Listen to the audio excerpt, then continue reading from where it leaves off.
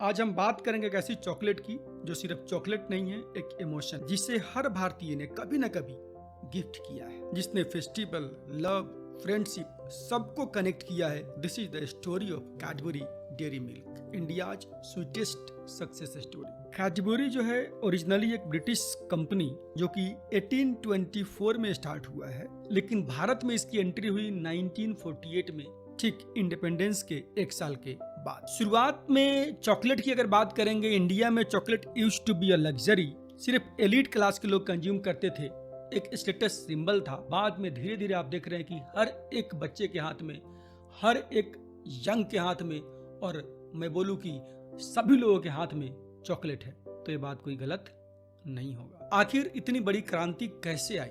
एक ऐसी चॉकलेट जो इंडिया में 10 चॉकलेट बेचने के लिए भी संघर्ष कर रहा था, आज 10 लाख चॉकलेट पर डे कैसे बेचता है।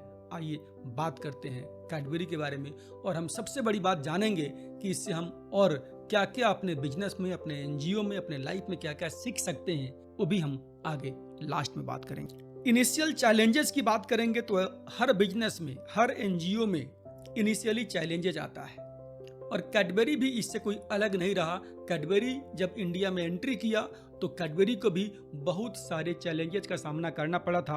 अगर बात करेंगे इंडिया में सबसे बड़ा चैलेंज क्या था, तो इंडियंस मिठाई पसंद करते। चॉकलेट को एक फॉरेन लग्जरी माना जाता था। क्लाइमेट इशू बहुत बड़ी चैलेंज थी, क्योंकि गर्मी में चॉकलेट मेल्ट हो जाया करती थी।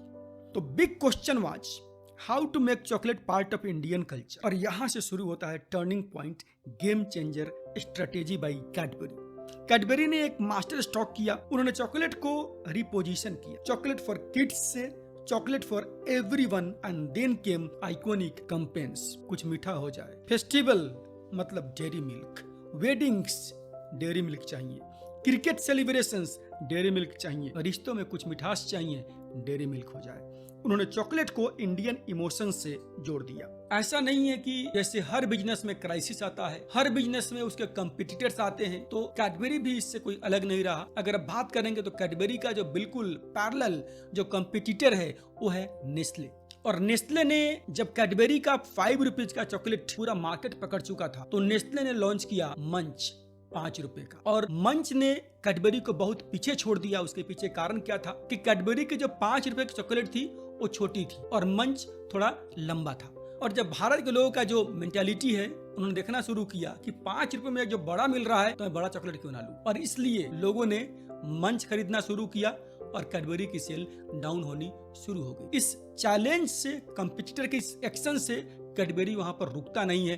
कैडबरी रिसर्च करता है, समझता है और आगे लॉन्च करता है पर्क, PERK, पर्क, जो कि मंच को फेल करता है, मंच से बड़ा और मंच से टेस्ट में भी बहुत अच्छा पर्क जो आप खाते हैं, पर्क कैडबरी का ही है। और इस सिर्फ कंपटीटर नहीं बल्कि और बहुत सारे क्राइसिस आए, और उन सब क्राइसिस से कैडबरी ने कमबैक किया। 2003 में कैडबरी को सबसे बड़ा झटका लगा जब कैडबरी चॉकलेट में कीड़े निकले हुए थे, तो सेल्स पूरा ऑलमोस्ट कोलैप्स हो चुका था। लेकिन हियर कम्स रियल लीडरशिप। उन्होंने काम किया। क्या काम किया?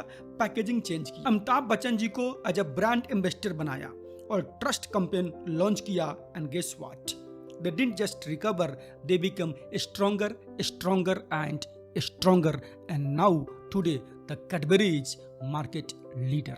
आप कैडबरी के इस छोटे स्टार्ट, क्राइसिस, कंपटीटर चैलेंज और कमबैक और इसका रिस्पॉन्स, इसकी अगर बात करेंगे तो यहाँ से हमें अपने एनजीओ के लिए, अपने बिजनेस के लिए बहुत कुछ सीखने को मिलता है।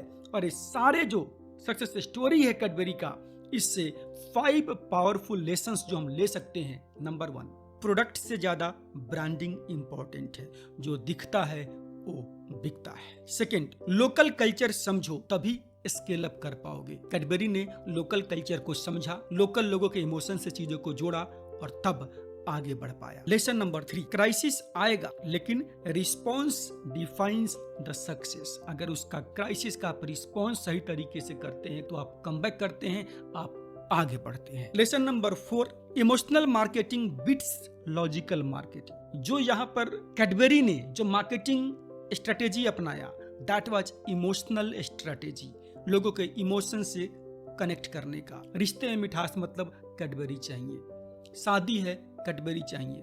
बर्थडे है, कैडबरी चाहिए।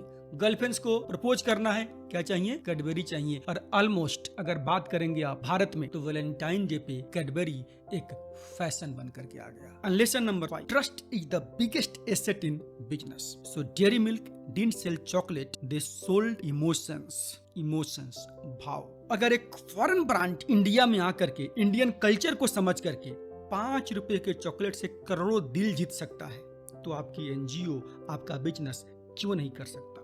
Think like a brand, act like a leader, build something that connects emotionally and सफलता आपकी है, सफलता आपके कदमों को चूमेगी। अगर आप सीखना चाहते हैं कि ब्रांडिंग कैसे करें, फंडिंग कैसे लाए, एनजीओ को, सोशल एंटरप्राइज को, बिजनेस को सस्टेनेबल बिजनेस कैसे बनाए, तो सब्सक्राइब करिए हमारे चैनल को और ऐसी जानकारी आपको मिलती रहेंगी।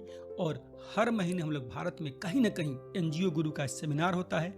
Join seminar and transform your NGO, your social enterprise from struggling to successful NGO, struggling to successful enterprise.